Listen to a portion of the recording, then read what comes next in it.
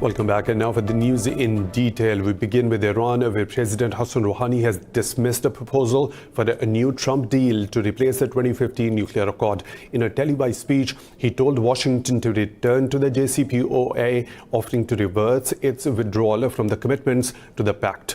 Calling the Trump deal strange, Iran's president said US president always breaks his promises. Meanwhile, Rouhani said the Middle East is not safe for foreign troops and they must leave immediately. He said American forces are specifically prone to being targeted if they refuse to leave. The president said after US forces, European soldiers can be attacked in the near future. Talking at an event in New Delhi, Iran's foreign minister Javad Zarif said US President Donald Trump authorized General Soleimani's killing 7 months ago. Zarif said the killing of Soleimani has caused a major setback in the fight against ISIS.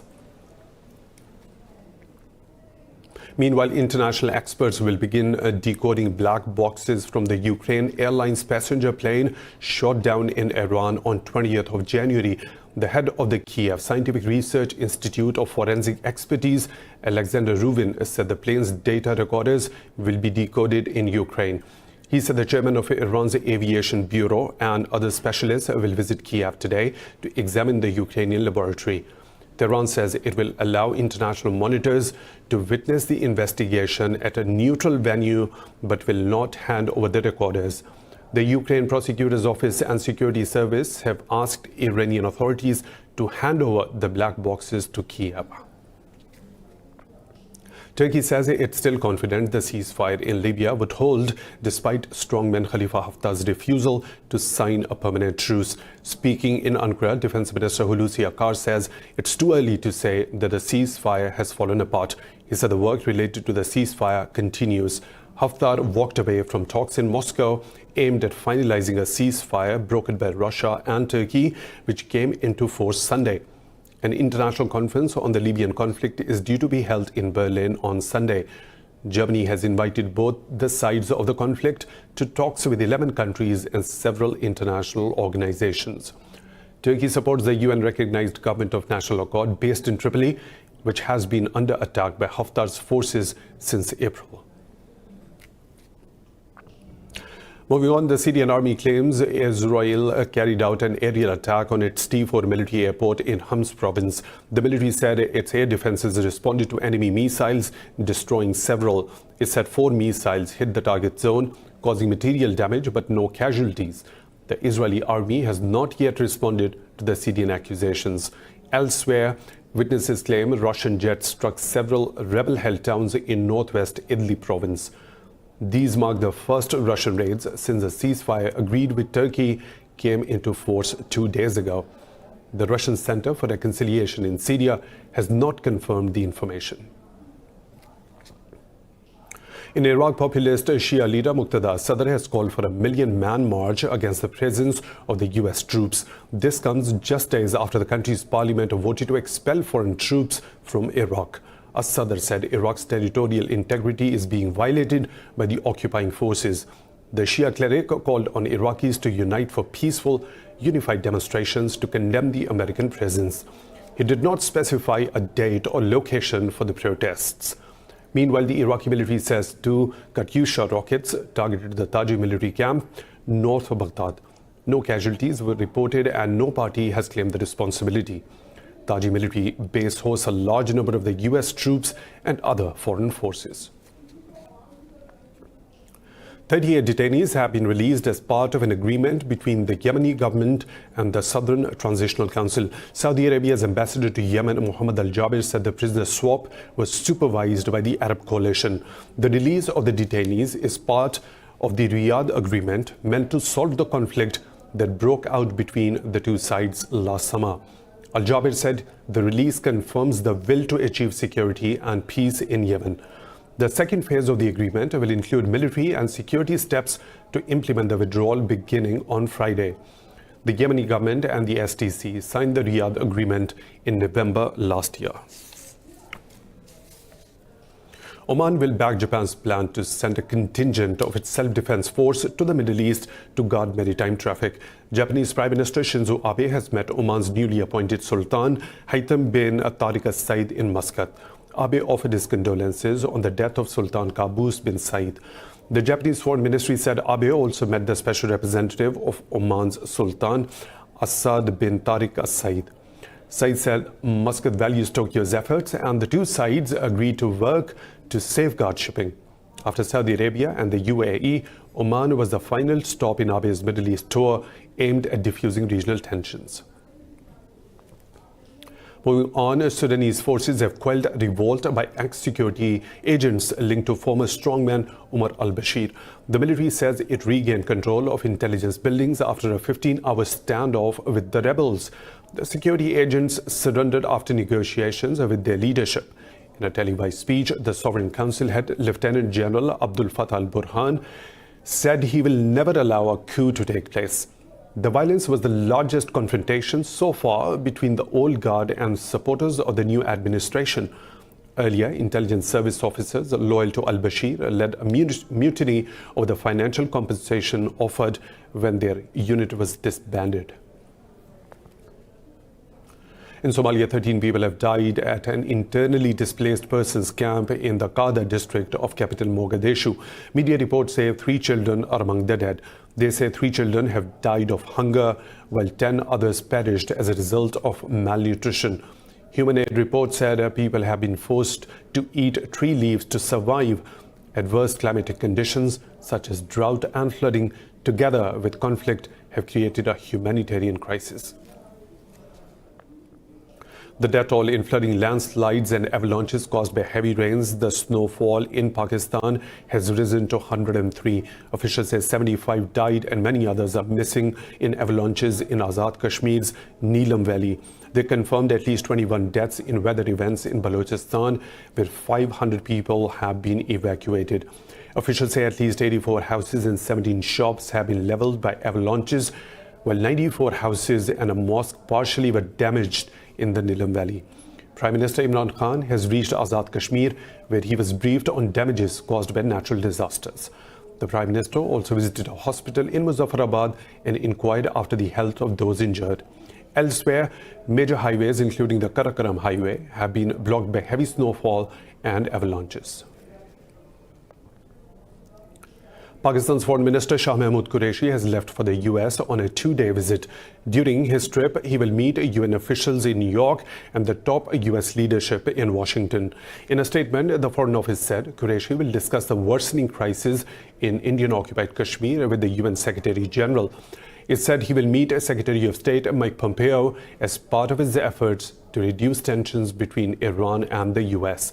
He will also meet National Security Advisor Robert O'Brien in Washington. The Foreign Minister has already visited Iran and Saudi Arabia, where he met the leaders of the two countries in an effort to ease tensions in the region. Indian forces have martyred another youth in occupied Kashmir's Doda district. The troops targeted civilians during a cordon and search operation in the district's Gandhara area. The deceased has been identified as Harun Hamad. Kashmiri media reported Indian forces trapped Hamad and then killed him. The occupying forces martyred 7 Kashmiris in the month of January. Meanwhile, the United Nations Security Council will discuss the latest situation in Indian-occupied Kashmir today. Sources say the meeting is being held on China's request. They said the UN Department of Peacekeeping Operations will brief the Council on human rights violations in Kashmir. This is the second time the Security Council is taking up the Kashmir issue in less than a year after India stripped the region of its autonomy on the 5th of August and imposed a curfew and communications blackout in the valley. Across India, protests and rallies against a controversial citizenship law continue. Activists, students and civil society organizations are holding sit-ins and rallies in New Delhi, Patna, Bengaluru and Assam. In New Delhi's Shaheen Bagh, protesters refused to end the all-women sit-in until the withdrawal of the act. Inspired from Shaheen Bagh, 5,000 women from Patna city in northeastern Bihar state have also launched a sit-in. In southern Karnataka state, a massive rally will be held by rights activists and politicians condemning the law. Meanwhile, people in the northeastern state of Assam will protest against the anti-Muslim law through a festival in Bihu city. Over a month of nationwide demonstrations have resulted in the deaths of 27 people. More stories to follow right after a short break.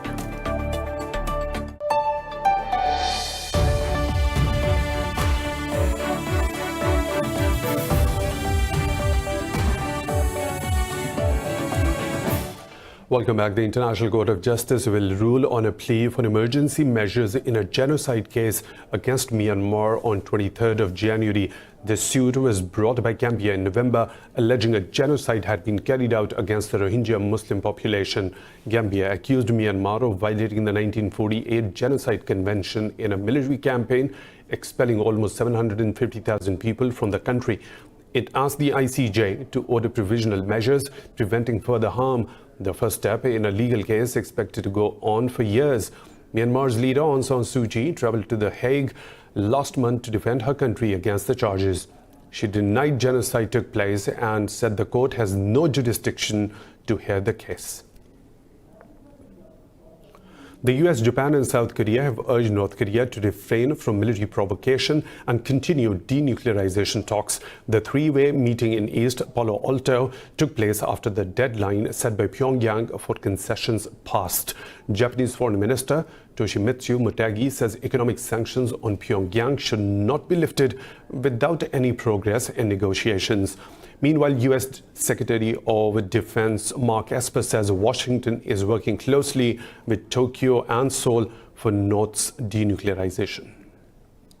It's very important that we remain strong and unified, and that we continue to send the message to North Korea that the best path forward is through a diplomatic solution that results in the denuclearization of North Korea. Earlier, the U.S. sanctioned two North Korean entities for involvement in labor exports in violation of international sanctions. Now moving on, Taiwan's newly elected president Tsai Ing-wen says China needs to show the island respect. She was re-elected for a second term in a landslide victory on Saturday. In her first interview after winning, Tsai Ing-wen said Taiwanese sovereignty is not in doubt or up for negotiation. She said Taiwan is a successful democracy with a decent economy. Tsai said she is willing to talk to Beijing, but warned that invading Taiwan could be costly for China. In the United States, the House of Representatives will vote today on a resolution to send the articles of impeachment against President Donald Trump to the Senate. The vote sets the stage for Trump's impeachment trial to begin next week. In a statement, Speaker Nancy Pelosi said the House will also proceed with a vote on impeachment managers. She said the American people deserve the truth and the Constitution demands a trial. Trump was impeached by the House last month on accusations of abuse of power and obstruction of Congress. Trump insists he has not done anything wrong and calls the accusations ridiculous. Scottish First Minister Nicola Sturgeon has slammed UK Prime Minister Boris Johnson for rejecting a new independence referendum for Scotland. Sturgeon said it is not politically sustainable for a Westminster government to stand in the way of the rights of the people of Scotland. She said Scotland has the right to choose, while the Tories are blocking democracy. Prime Minister Boris Johnson had said a referendum would continue the political stagnation Scotland has seen for the past decade. A formal request was made last month after Sturgeon's SNP won 48 of Scotland's 59 seats in the Westminster election.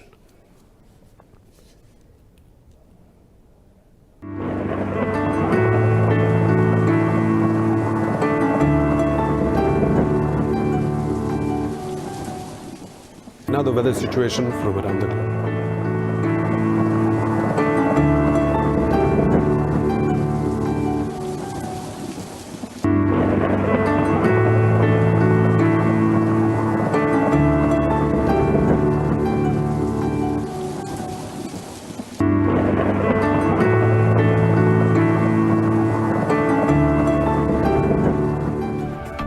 And that's all for now. For the latest updates, you can follow us on social media at Indus.News.